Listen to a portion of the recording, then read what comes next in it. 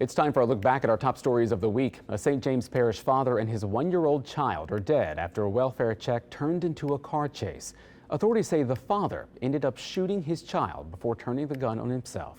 Our Lily Cummings has the story. Louisiana State Police say that this was a pursuit that ended here at St. Mary's Cemetery and Convent with a murder-suicide. This is the timeline that authorities have given us. They say the child's mother called St. James Sheriff's Office around 4 p.m. yesterday asking for a welfare check on the child and his dad. She told authorities they were driving in an unknown area. An hour later, the car was spotted in Ascension Parish. Gonzales Police and Ascension Parish deputies followed the vehicle to St. James Parish just before 5 p.m. and authorities found the 23-year-old man with a self-inflicted gunshot wound and his 1-year-old. The child was pronounced dead on the scene. The father was taken to the hospital where he later died. And there's so many victims here, right? There's that poor, precious little 1-year-old girl that lost her life yesterday. There's family members that are victims here. There's deputy sheriffs and police officers that are victims here who had to witness that and see that. So our thoughts and prayers go out to them. State police have taken over this investigation and they have not released identities at this time, but they're asking the public if you have any information, photos, or videos, send them to state police detectives. In St. James Parish, Lily Cummings, WWL Louisiana. New Orleans Public Schools Superintendent Dr. Avis Williams spoke out after announcing her departure. Now, she has said she left the district in a better position than when she started, although her exit came during a challenging time for the budget. Alyssa Curtis has the story.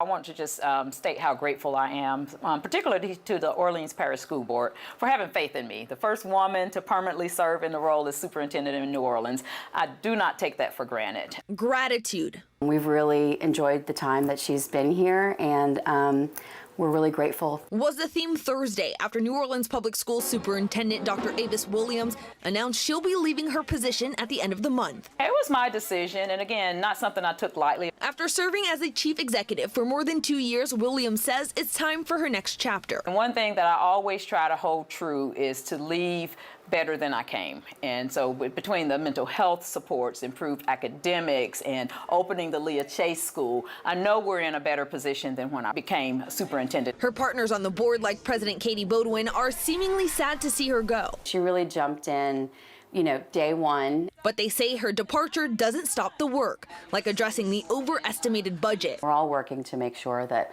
our schools have what they need to educate and enrich our students' lives. At Thursday's meeting, board members passed a resolution to direct the superintendent to come up with a plan to fix the $36 million overestimation. While it won't be Williams, she does have faith. I have confidence that the team that's working will continue to do so. For now, it'll be Deputy Superintendent Dr. Fatima Fulmore. Thursday night, the board appointed her as interim. She'll serve for 6 months before the board must appoint a permanent superintendent.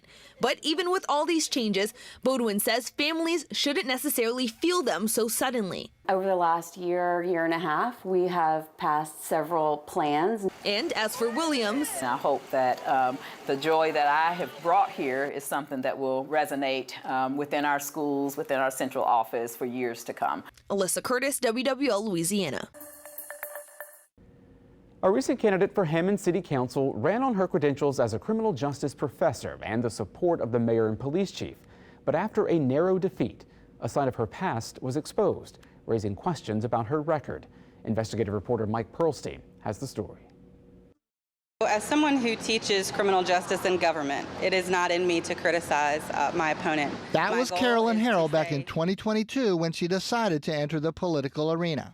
With the backing of the mayor, Harold ran for city council, coming the closest of any challenger to unseating an incumbent.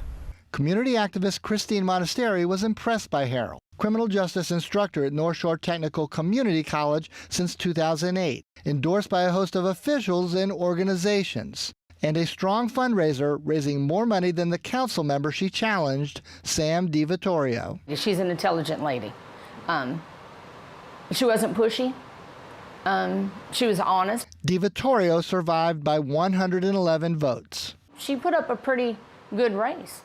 Spent a lot of money on it too. And she was very pro law enforcement. She actually got endorsement from some law enforcement organization. That law enforcement support was just one of the reasons that some people were so surprised when Harold was arrested in October 2023. The crime, shoplifting. Initially, I was shocked. I was like, no way, not her. And the answer was yes, her. A series of public record requests and court documents reveal that Harold's misconduct was not just a simple one-time theft. This Hammond police report details a series of shoplifting incidents in what was described as a skip-scan shoplifting spree. The report cites 21 separate thefts involving dozens of items from 2 Target stores, one in Hammond and one in Covington. It's really scary to me and sad. The modern-day crime of skip-scan shoplifting is exploding. Customers steal items by intentionally bypassing the scanners at self-checkout counters. According to Harold's police report, most of her cases match what many big-box stores are seeing every day. A customer paying for some items, but slipping others directly into a bag without ringing them up. You would think somebody that's in law enforcement and even teaching at the VOTEC that you wouldn't expect nobody like this to do this. Councilmember Devon Wells was another official who was surprised by the full extent of the allegations against Harold. Tallying up the stolen food, clothing, and household goods, ranging from a $1 toothbrush to a $119 quilt, Target tallied the total amount of the theft at more than $1,400. That is not a person in need that is walking in a store trying to grab something to survive. After her case navigated through Hammond City Court for a year, Harold pleaded guilty in July to misdemeanor theft. Along the way, the 4 St. Tammany thefts were forwarded to that parish, and she ultimately pled to 8 of her 17 Tangipahoa Parish thefts. And while she was ordered to pay the full amount of $1,431 in restitution, the case was prosecuted as a theft under $1,000, knocking her conviction down to a misdemeanor that can be expunged from her record.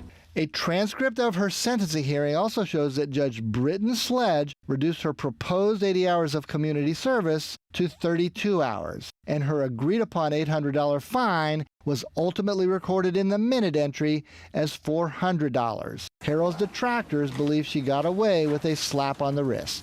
I think that she was given leniency because of who she is. I think she was treated very different.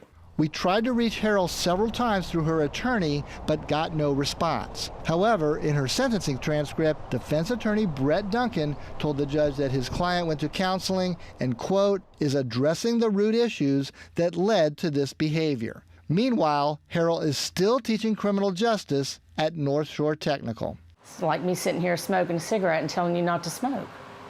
What? We also reached out to Hammond Mayor Pete Panapinto, but we did not hear back. Mike Pearlstein, WWL, Louisiana.